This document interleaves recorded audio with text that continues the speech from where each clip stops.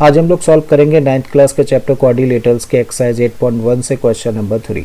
इसमें दिया है हम लोगों को show that if the diagonals of a quadrilateral bisect each other at right angle then it is a rhombus. तो क्वेश्चन में हम लोगों को बोला है कि शो करिए कि अगर एक क्वाड्रिलेटरल के डायगोनल्स एक दूसरे को बाइसेक्ट करते हैं 90 डिग्री के एंगल पर, तो यही क्वाड्रिलेटरल अपने आप में क्या होता है, रोम्बस होता है।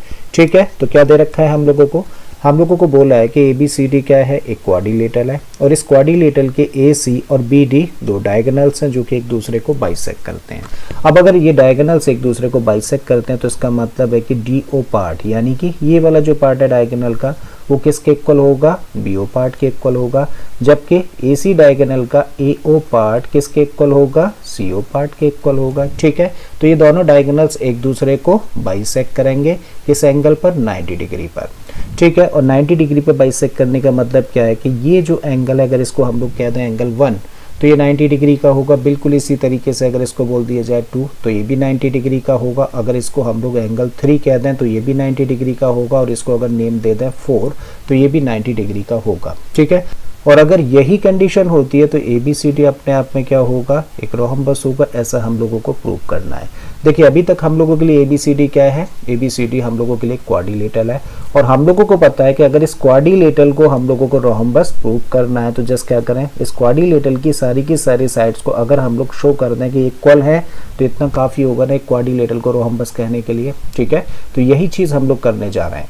हम लोग क्या करेंगे, इस क्वाड्रिलेटरल की ऑल 4 साइड्स कैसी हैं, इक्वल है, ये शो कर देंगे और ये ऑटोमेटिकली क्या बन जाएगा, तब रोम्बस प्रूव हो जाएगा। ठीक है, तो इसके लिए हम लोग क्या कर रहे हैं, एक तो इस ट्राइंगल को लेकर चल रहा है स्टार्टिंग में और फिर दूसरा इस ट्राइंगल को। तो कौन कौन से दो ट्राइंगल्स, AOD और दूसरा ट्राइंगल AOB, और इन दो ट्राइंगल्स को करते हैं कंपेयर। राइट, लिख देते हैं एक बार। So in triangle which one, AOD, और दूसरा ट्राइंगल कौन सा है, दूसरा ट्राइंगल है AOB। ठीक है बेटा, तो इन दो ट्राइंगल्स को हम लोग कर रहे हैं कंपेयर। जरा देखते हैं कुछ चीजें हम लोगों के पास इक्वल हैं कि इन दो ट्राइंगल्स में। राइट, सो इस ट्राइंगल पर जब हम लोग आए तो यहाँ पे देखो DO साइड, इस ट्राइंगल की DO साइड इस ट्राइंगल की किस साइड के इक्वल है, BO साइड के इक्वल है, क्योंकि डायगोनल्स बाइसेक्ट करते हैं ऐसा दे रखा है हम लोगों को। यहाँ पर देखिए BO इक्वल टू DO। ठीक है ना, लिख देते हैं चलिए पॉइंट। तो फर्स्ट हम लोगों ने लिखा कि DO साइड किसके इक्वल है, BO साइड के इक्वल है, and that is given condition. ठीक है, तो एक पॉइंट हम लोगों को मिला। अब बेटा हम लोग देखें तो इस ट्राइंगल का एंगल 4 इस ट्राइंगल के एंगल 1 के इक्वल है, दोनों ही कैसे हैं, 90 डिग्री के हैं। ठीक है, और 90 डिग्री के हैं तो इक्वल होंगे। राइट, इस पॉइंट को मेंशन करें। तो angle 4 is equal to what, angle 1, और रीजन क्या है भाई, रीजन है कि ईच 90 डिग्री यानी कि हर एक एंगल 90 डिग्री का है। और तीसरा पॉइंट हम लोग देखें इन दो ट्राइंगल्स में, तो देखो ये वाली साइड AO जो साइड है वो इस ट्राइंगल का भी पार्ट है और यही साइड इस ट्राइंगल का भी पार्ट है। ठीक है, इसका मतलब ये वाली साइड इन दोनों ट्राइंगल्स में कॉमन है तो ऑब्वियसली इक्वल होगी। ठीक है, तो एक और पॉइंट हम लोगों को मिला कि AO is equal to what, AO, और रीजन क्या है इसका, क्योंकि ये दोनों ही ट्राइंगल्स में कॉमन है।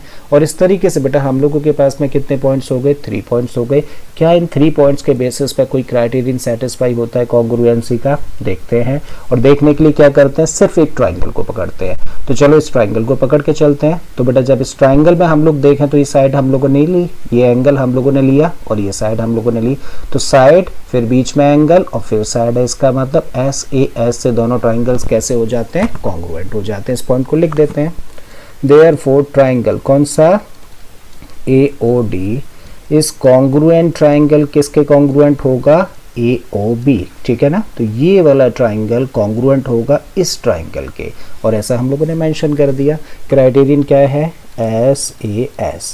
ठीक है, अब जब ये दोनों ट्राइंगल्स कॉन्ग्रुएंट हैं तब हम लोग क्या कह सकते हैं, बाय CPCT हम लोग कह सकते हैं तब AD साइड किसके इक्वल होगी, AB साइड के इक्वल होगी। सो दिस इम्प्लाइज कि AD साइड किसके इक्वल होगी, AB साइड के इक्वल होगी। और बड़ा इंपॉर्टेंट पॉइंट है और ये किसकी वजह से है, CPCT की वजह से। ठीक है, अब देखो बिल्कुल इसी तरीके से जब हम लोग इस ट्राइंगल को और इस ट्राइंगल को कंपेयर करें, मतलब ट्राइंगल AOB और ट्राइंगल COB को कंपेयर करें, तो ये दोनों ट्राइंगल्स भी कैसे होंगे, कॉन्ग्रुएंट होंगे। और अगर ये दोनों कॉन्ग्रुएंट होंगे तो ये साइड और ये साइड CPCT से इक्वल हो जाएगी।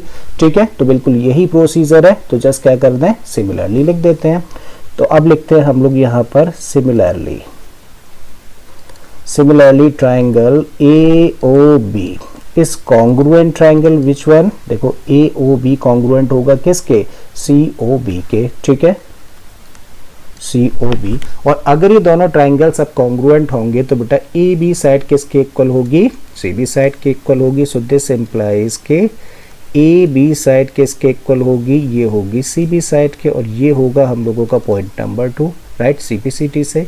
बिल्कुल इसी तरीके से अगर हम लोग कहें सिमिलरली बेटा इस ट्राइंगल को और जब हम लोग इस ट्राइंगल को कंपेयर करें, कौन कौन से दो ट्राइंगल्स हैं, BOC और कौन सा DOC, जब इन दोनों को कंपेयर करेंगे तो बिल्कुल इसी तरीके से ये दोनों ट्राइंगल्स भी कैसे होंगे, कॉन्ग्रुएंट होंगे, राइट। और अगर कॉन्ग्रुएंट होंगे तो CPCT से ये साइड किसके इक्वल हो जाएगी, इस साइड के इक्वल हो जाएगी। पॉइंट मेंशन कर देते हैं।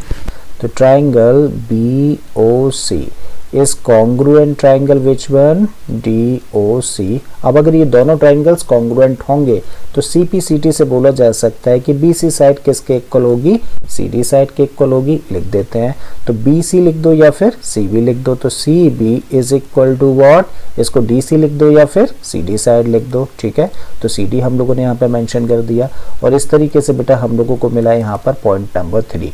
अब हम लोग कहें बाई इक्वेशन नंबर 1 या point number 1, point number 2 and point number 3, अगर हम लोग इन तीनों पॉइंट्स को एक साथ देखने का काम करें तो देखिए फर्स्ट पॉइंट में हम लोग क्या कह रहे हैं, फर्स्ट पॉइंट में हम लोग कह रहे हैं कि AD AB के इक्वल है, मतलब ये वाली जो साइड है वो इस साइड के इक्वल है। ठीक है, सेकंड पॉइंट में हम लोगों ने बोला कि AB किसके इक्वल है, CB के इक्वल है, मतलब यही साइड किसके इक्वल है, इसके इक्वल है। तो यहाँ भी हम लोगों ने ऐसा ही मार्क लगाया। इसका मतलब ये तीनों साइड्स कैसी हैं, अभी तक इक्वल है।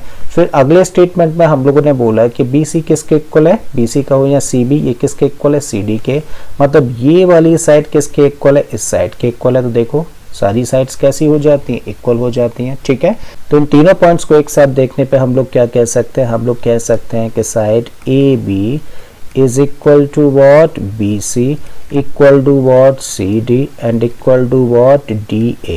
इसका मतलब ये साइड इसके इक्वल है, ये इसके इक्वल है, ये इसके इक्वल है, तो इसका मतलब all four sides are equal. ठीक है, और अब अगर इस क्वाड्रिलेटरल में सारी साइड्स इक्वल है तो अपने आप में क्या बन गया, एक रोम्बस बन गया। इस पॉइंट को लिखते हैं, तो आप कह सकते हैं now ABCD is a quadrilateral with all equal sides, therefore ABCD